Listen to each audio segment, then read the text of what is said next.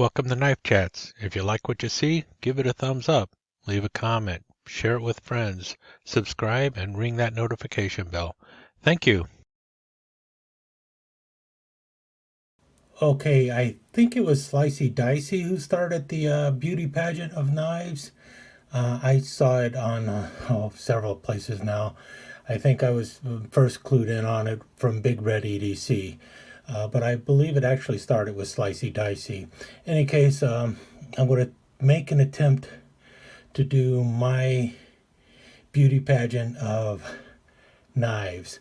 So these are some of the knives that I think are some of the prettiest in my collection. And I'm going to have to do it a little differently than most people. What I brought out right here in front of you are a small selection of knives that I'm going to go over real quick, and then I'm going to go into the main body of my beauty pageant of knives. So now first, I want to talk about this one here and this one here. These are both out of my Stonework series by Rough Rider. This is one of the ones in the last series. This isn't the ones using the malachite. These are the ones that were using the imitation turquoise and pearl. And these are the ones I like. I haven't even bothered to look at the ones with malachite yet. They used to have a malachite series, so I'm not sure why they changed the name to Stoneworks. In any case, this was the very first one I picked up, and this is probably still my favorite in the collection of the Stonework series, and it's the large toothpick.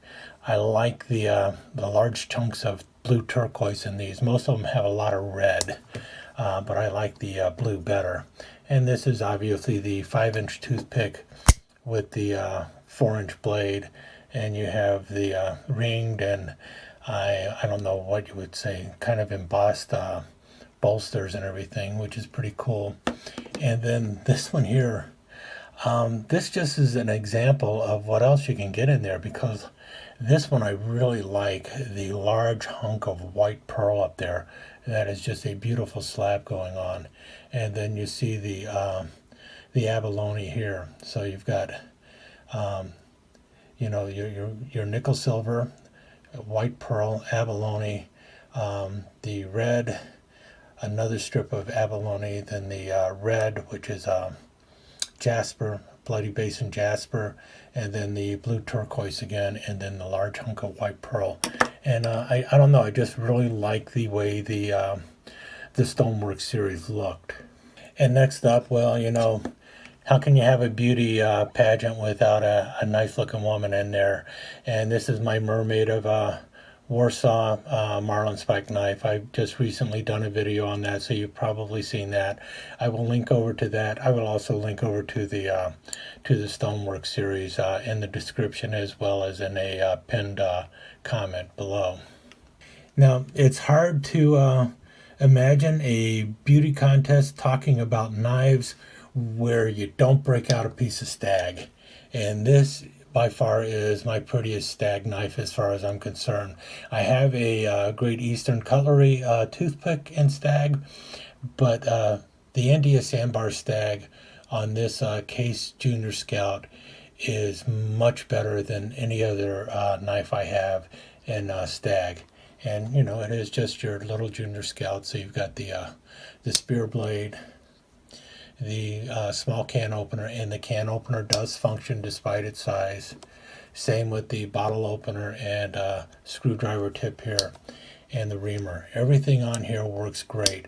It's 3 3/8 inches long, so it's the same size as your Cub Scout knives. But I really wish Case would come back out with the Junior Scouts again. These are some of their prettiest knives in their collection, and the one in stag just was beautiful, and I'm so happy I have that. Okay, if you follow my channel, you're probably quite aware that I collect Cub Scout knives and really like them, and so I needed to break out one of my Cub Scout knives for this video too.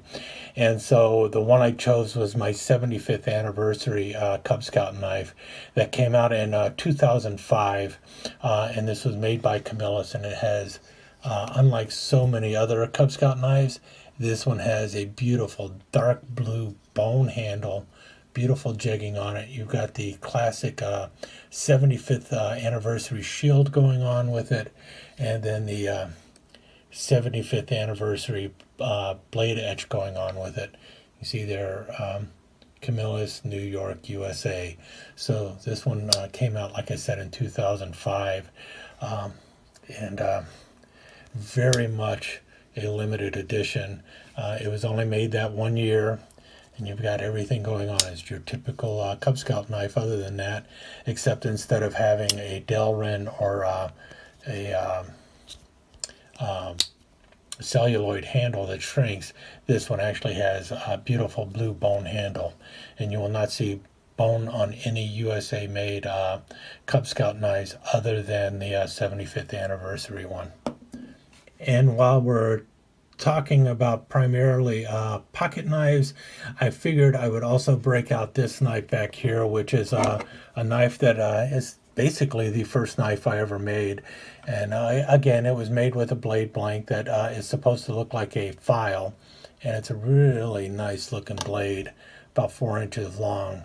And yes, I have sharpened it, and I've actually used this thing, but I made this myself. You've got a brass guard going on there, and I actually roughed it up on purpose. I wanted it to look kind of rustic. And then I've got a black spacer in there, and then this elk antler handle, which I cut down and drilled out and everything else. Everything was done by hand. So this was definitely a labor of love, and it's definitely my favorite fixed blade knife, and it just looks really cool. I love the way that handle fits in there. Actually very comfortable in the hand, and very functional too as a knife. So there we have the last of the knives in part one of this. Now let's move on to part two, which is a different take on the beauty pageant of knives, and I'm going to clear all these away. So the problem I was having when I started trying to figure out this beauty pageant was how do you compare a bone-handled knife to a stag-handled knife, a traditional pattern knife to a modern folder, so on and so forth. And so I decided what I would do is I was going to just focus on one thing and one thing only, and that was knives that have swirly plastic handles or acrylic handles, celluloid handles, those kind of knives in semi-traditional patterns. And so that's what I'm going to be looking at in my beauty pageant of knives, basically swirly plastic.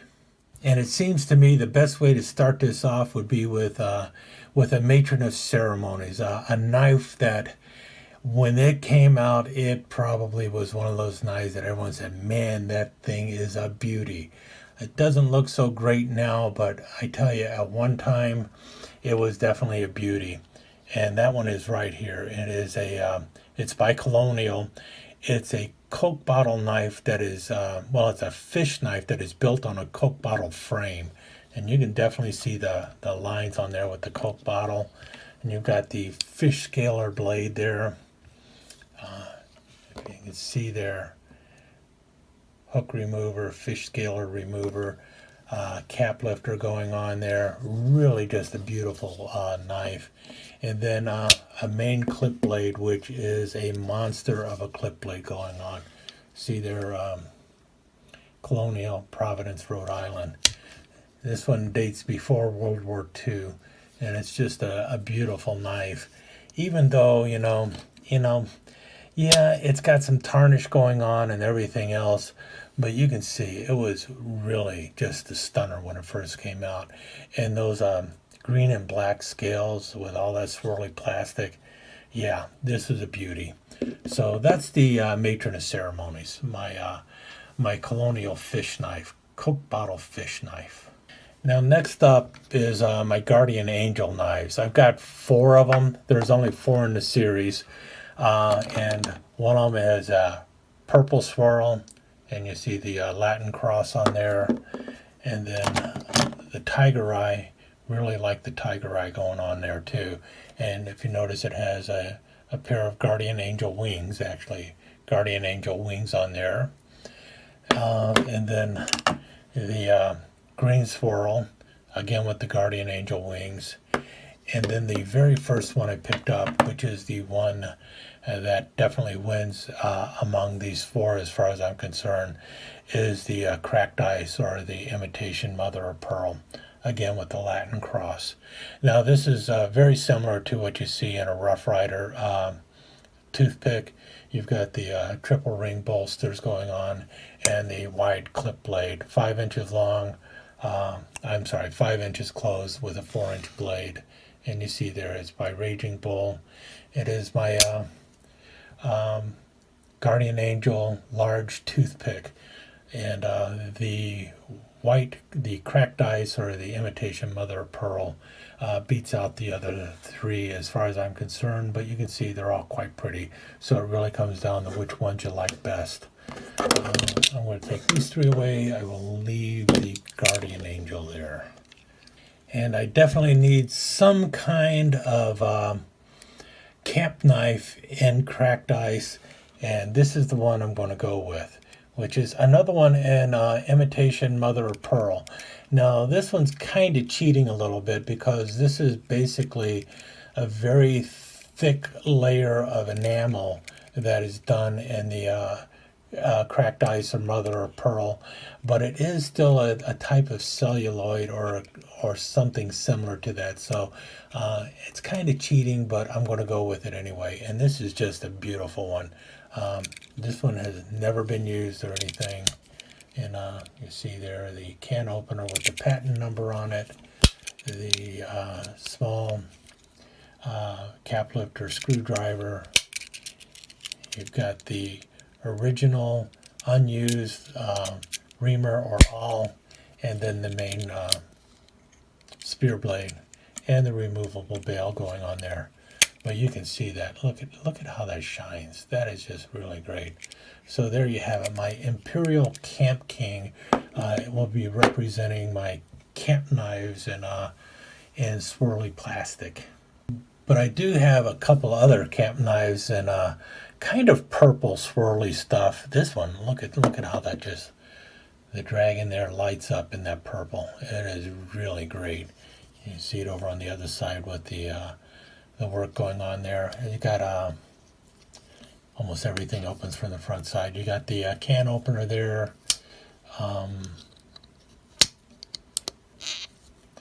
The cap lifter, screwdriver. You got a main clip blade here. Got a big pair of scissors up front. And then you have that little hobo fork here. So you got that one going on there too. Plus all those other typical tools you see on the back side, your corkscrew, the file, and the reamer. So you got that knife there. That's pretty cool. But I like this one a little bit better, and it's just kind of powder horny in shape and everything. And you got the bail on the end here. Right up front you have the scissors. And then on the back side you've got a file, which I always like. I like a file. And then you've got the combination can opener, cap lifter going on there. And then next to that, which is a little hard to get out, is your clip blade. And then this funky thing here, which I guess is, I don't know, some kind of I don't know, but that's a bottle opener, and I don't know what that sharp thing there is, but it's pretty cool. One of these days I'll find out what that blade is. So, and I just kind of like the way that one looks too, and the purple and everything. I will leave that one out to show off too. Need to have something purple. And obviously tortoiseshell. Now I've got a lot of tortoiseshell. It's one of my favorites, swirly plastic kind of knives to have.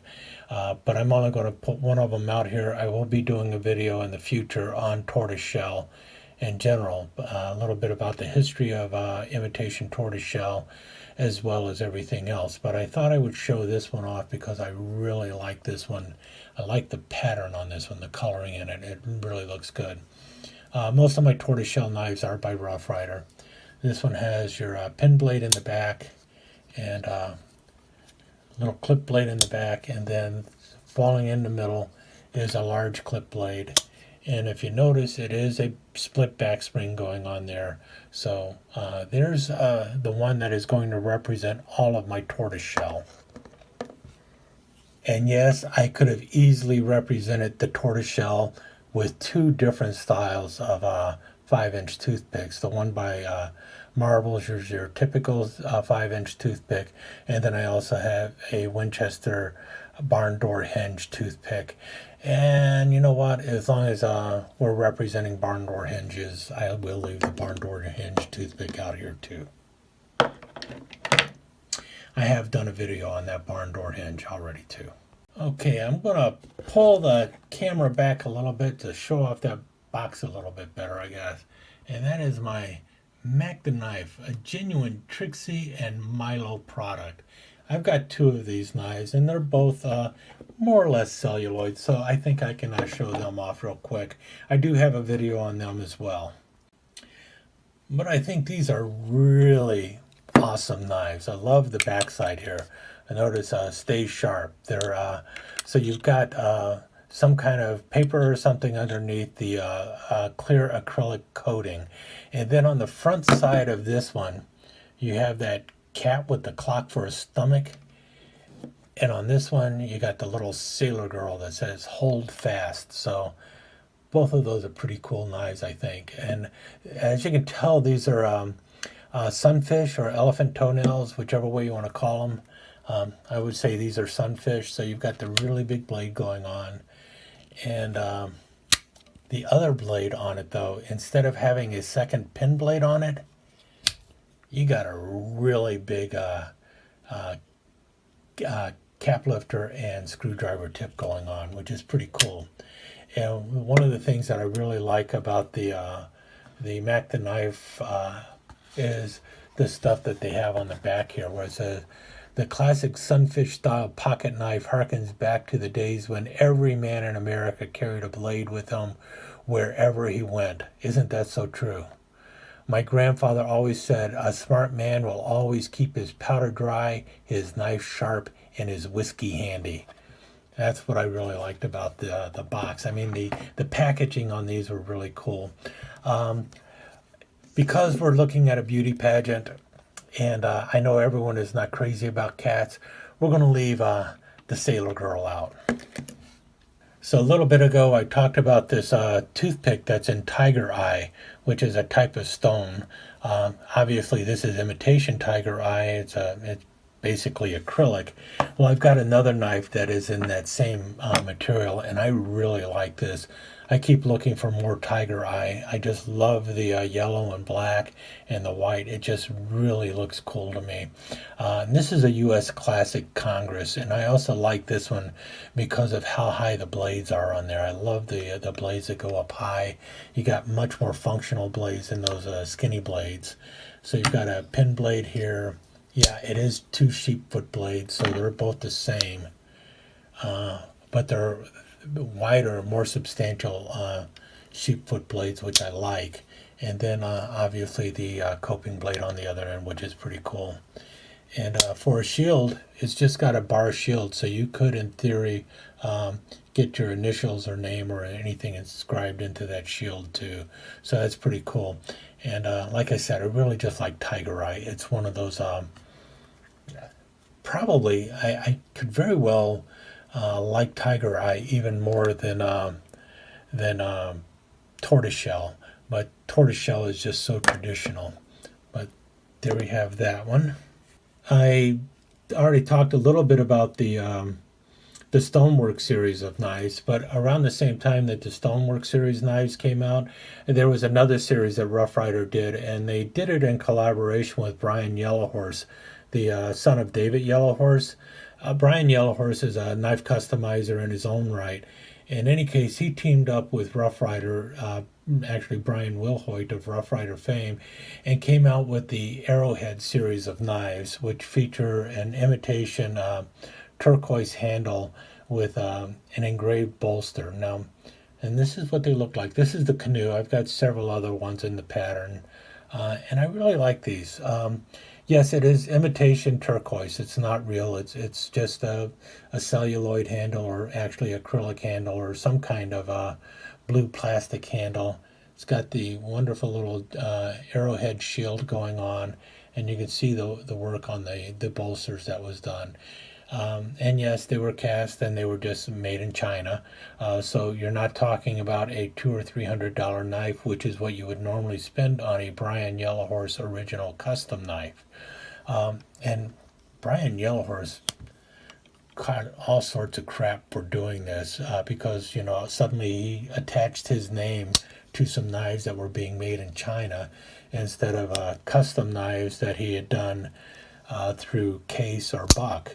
And it's really interesting that he caught so much crap about this 10 years ago. And today you have Michael Prater doing basically the same thing. And anyone who isn't familiar with Michael Prater, he teams up a lot with Jim Frost, Coraline, especially with Coraline. And he does all sorts of custom work on very low-end knives for Jim Frost, as well as doing some very high-end knives. Michael Prater is known for his painted pony line of knives, which start around $280 also. But he's doing similar to what Brian Yellowhorse did about 10 years ago. He also does knives in the Steel Warrior line and such. But in any case, this is another one that I think is really pretty. And so that's in my beauty pageant of knives. And I'm going to sum this up with the very last one. So if you left before now, you really missed probably the prettiest knife in my collection. And also one of the newest knives in my collection. Okay, this next knife is basically a showstopper, so that's why you saw these first, because once you see this one, there's really no reason to even look at the rest of them. And that is my Great Eastern Cutlery Templar in Caribbean blue acrylic. Just look at that acrylic, the way it glistens. It's just beautiful. And look at the fit on that thing. It's just amazing. And you got the barn hinges on there. That's why it's called a Templar. This is their number 6 jack. It's not a big knife, 2 3/4 inches long, and got a wonderful half stop. It's in the Northfield line, unexcelled, 1095 carbon steel. Just a beautiful knife. I've got a video on it coming out real soon, so you'll see more of this knife in a future video. But if you're talking about a beauty pageant, sometimes it's not the size that matters. It's just the quality of the build and everything else. And that's why this one really just steals the show. The Great Eastern Cutlery Blue Templar and blue swirly acrylic. So that's my favorite in all of my acrylic handled knives. So there you go. We got the matron of ceremonies back here, and then baby blue up front here. And there you have it. That's my beauty pageant of knives. I hope everyone enjoyed the knife porn. And then right at the end of the show, some upstart shows up and thinks it can outshine the prom queen. In this case, it's my Artisan Corsair with bronze handles. Just pick this one up too. And you gotta admit, that is one wicked cool looking beauty. But at the end of the day, sorry, the Templar definitely still outshines it. Thank you for visiting Knife Chats. I hope you enjoyed your time here.